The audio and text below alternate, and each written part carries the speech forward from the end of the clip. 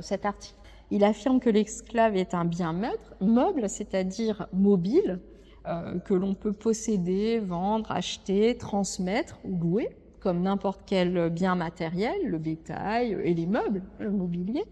Et l'État français choisit cette définition pour faciliter la possession et la transmission, parce que en donnant un cadre légal, le gouvernement royal veut donner l'image d'une société civilisée. Mais pour que cette société soit civilisée, il faut le principe de la légalité. Donc il faut que tout le monde soit soumis à la loi. Et en définissant l'esclave comme un bien meuble, le maître, il peut tout à fait légalement vendre, louer, donner, hériter d'un esclave comme si c'était un objet. Et cela simplifie grandement les transactions économiques puisque désormais il y aura des modèles écrits, on peut aller chez le notaire, on peut faire des actes légaux, on peut vendre aux enchères, on peut partager l'héritage. Donc l'esclave devient une valeur marchande.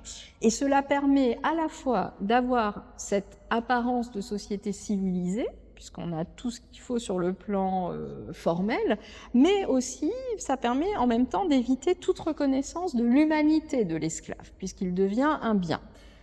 Donc les droits humains de l'esclave sont niés, il devient impossible pour lui de faire valoir une liberté, mais aussi une propriété ou une famille, puisqu'il peut bouger au gré de son maître. Et cela légalise donc la déshumanisation des personnes réduites en esclavage. Et alors on voit que c'est un outil de l'État absolutiste pour imposer son pouvoir dans la colonie, on constate qu'en même temps, paradoxalement, le pouvoir des maîtres est renforcé. Donc c'est aussi une concession qui est faite aux maîtres, de leur dire qu'on leur impose un cadre légal, mais qu'en même temps, ils ont aussi un pouvoir qui est renforcé dans la relation interpersonnelle, qui n'est plus de ce fait une relation entre des personnes, mais une relation de domination clairement inscrite dans la légalité.